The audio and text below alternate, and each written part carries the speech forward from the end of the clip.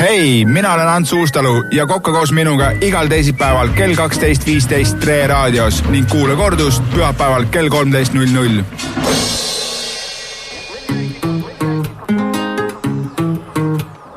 Proovime siin koos välja selgitada selle, milline siis nendest väga headest purgihapukapsatest ikka see meie lemmik võiks olla, nii et ole hea, Ants, kuulda on, et pliit juba säriseb. Jaa, suu matsub ka nagu ikka ühes korralikus köögisaates peab olema ja me oleme võtnud esimeseks salvesti hapukapsas ja no tegelikult on praekapsas, olgem täpsed on ja selle tegime siin soojaks ja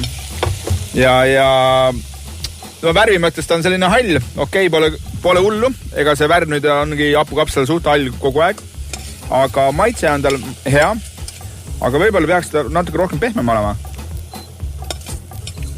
Ja võib-olla natukene magususe ja soola palett on natukene paigast ära, aga tegelikult väga söödav, nii et Ott, viska sulle ka või? Viska mulle ka, jah, aga kas seal on muidu üldsegi mingi kellaaeg ka või, et kaua seda peab praadima siis või? Ei, no lihtsalt teed soojaks ja kogu lugu, ega ta on juba valmis kapsas, aga siin ei olegi midagi teha, nii et ma panen selle pöltsama salvesti praekapsale praegu ühed punktid ära. Ja see oli lihtsalt ilma porgandita praegu? See oli ilma porgandita ja pole hullu midagi. Järgmine on meil salvesti mahlane praekapsas rapsiõliga ja vegan, nii et me jõuame ka siia jälle.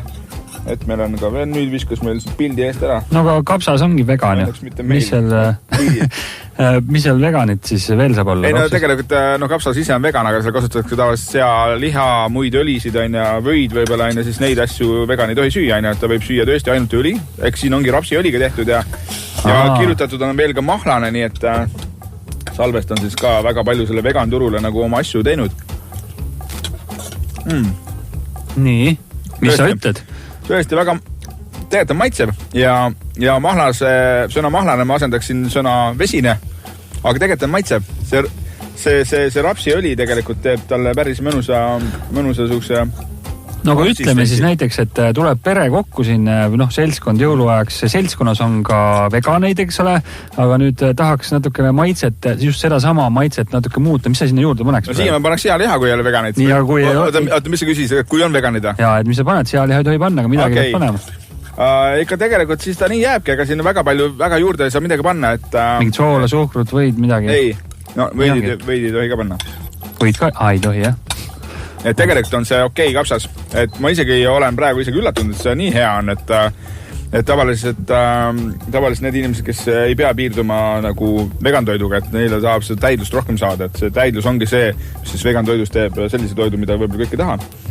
Aga järgmine kapsas on nüüd salvesti praekapsas porgandiga ja see näeb juba väga ilus välja, ma võin seda siit purgist näidata. Et kui teistel olid ka sellised ilusad nagu pruunid toonid, siis siin on lausa kuldne see ja tegelikult on see hea ja see porgand tõesti annab, nagu me ennem rääkisime, see porgand annab natuke seda lõbusust juurde sellele kahvatule toidule ja miks mitte kindlasti annab ta ka magusust ja tänu sellele hakkab paremini haplema ja kõik see asi läheb ka aina paremaks. No vägev. Kas on keeruline juba või? Ei ole keeruline, see praegu vaieldamatult kõige parem nendest kolmest. Ja mis ta siis oli? Ja mis selle paremaks siis muutis, mis sa ütled? Siin on nüüd, tekstuur on pehme, siin on tunda tegelikult seda, et on magususe ja soolasuse balanss on paigas ja siin on nagu rasvainet tunda, mis on tegelikult praekapsa puhul nagu tähtis ka, et ei saa päris veest ja kapsast nagu head asja teha, kus on mingit rasva või sealiha sisse ei pane, siin on seda tunda, nii et palju sealt kapsa seest nüüd neid vitamiine minema lendab, kui selle purgi oma süüa? Seal polegi vist enam ikka vitamiini. Mis seal ikka lendab tegelikult, et mis sa siin piiksud nüüd hakka tööle? Et tegelikult ei lenda sealt nii väga midagi minema, sellepärast, et hapnemise ajal ikkagi tekivad need vitamiinid sinna sisse, pärast panete purki ja kus ta sealt enam läheb. Et enam mingi kasututoit ei ole, et sealt saab mingit vitamiini ka ju. Nagu me enam ütlesin, kõik hapendatud asjad on väga-väga head ja neid tasub kindlasti nagu teha ja proovida. Järgmiseks lähme Põltsamaale siis. Oleme Põltsamaal juba, jah? Ja oleme Põltsamaal praekapsas ilma mitte millegita tuleb nüüd varsti läheb kohe potti ja proovimisel. See oli nimi või? Ja praekapsas ilma mitte millegita. See on muidugi päris hea müügiartikkel, nagu sinne peakski kirjutama vegan juurde, et see oleks juba kõik mitte millegita, aga ei tea, see on siis selline klassika tundub Põltsamaa poolt eelmises saates, kui me testisime eelmine saade, kui me testisime seljankasid, siis Põltsamaa seljanka meil muidu võitis selle ürituse siin. aga me kordame, et mitte kedagi jumala eest me maha ei tee, sest juba eos on kõik Eestis toodetud purgisöögid kordades ja kordades paremad kui kusagil mujal. Ega need on siin suht kõik ühte auku, mulle tundubki, et see sama toidutehnoloog, kes Põltsamaal asju teeb, käib vahepeal Altuura korras ka Salvestis asju tegemas või vastupidi, et suht see maitse palett on suht sama ühtne, et siin ei ole väga palju erinevust. Kas sa oled kursis üldsegi, kuidas see asi käib nagu sellistes kohtades? Oled sa sellise laua taga istunud näiteks, kus inimesed arutavad ja mõtlevadki, huvitav, mis asi sinna purki panna? Ja ikka olen. Ja kuidas see lõpuks välja kukub? Lõpuks ta on ju mingisuguse suure masina, sest tuleb, kas siis enam loeb üldse, mis sa seal alguses mõtlesid, et ne paneme supilusikad ja soola juurde, et siis on parem, kui sa hakkad tootma, kus siis vaadatakse hästi palju seda ka, et toode peab säilima ja natuke tuleb me ju, hapukapsa puhul on see asi vist kõige lihtsam, et siin ei ole midagi säilitada, see ise säilib väga hästi. Nii, vahepeal ütlen, et praekapsas Põltsamaa, mis siin oli vahepeal? Porgandiga on see, eelmine oli ilma porgandita. Nüüd on porgandiga, jälle väike värvi juures, vaatame, mis nüüd saab. Ja sellised tootmiskoosolekud on päris tihedad ja aga kas seal on päriselt ka siis nagu mingisugune topsik laua peal ja kõik mõtlevad kaasa? Ja ikka, seal tehakse teste päris palju, seal meil kõik kestvustestis tehakse ka, et see aru saada, palju see toiduaine siis säilib ja kaua see toode üldse hakkab säilima. Kuule, siin on üsna lihtne, ma mõtlesin, kas hakkan üldse siin ette lugema neid, ulata mul see Salvesti praegapsas ka see... See, jah. No nii. Et siin ei olegi väga keeruline koostisosasid ette lugeda, sest neid ei olegi eriti palju siin. Põltsamaa praekapsas, hapukapsas, suhkur, searasv ja meresool, kõik.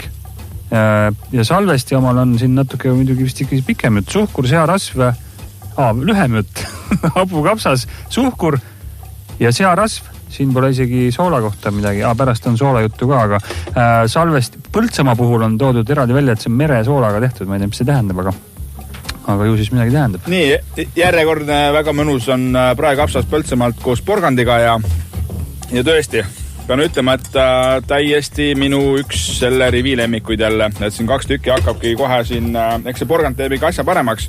Salvesti praekapsas porgandiga on väga hea ja on samamoodi Põltsamaa praekapsas porgandiga, et need on ikka väga konkureerivad täiesti ühele nii, ja nüüd saladuslik Koobi oma, me Selverisse ei jõudnudki, aga sealt peaks ka siis vaatama, kes sealt, mis tehnoloogid seal töötavad ja kus nad pärit on, jah.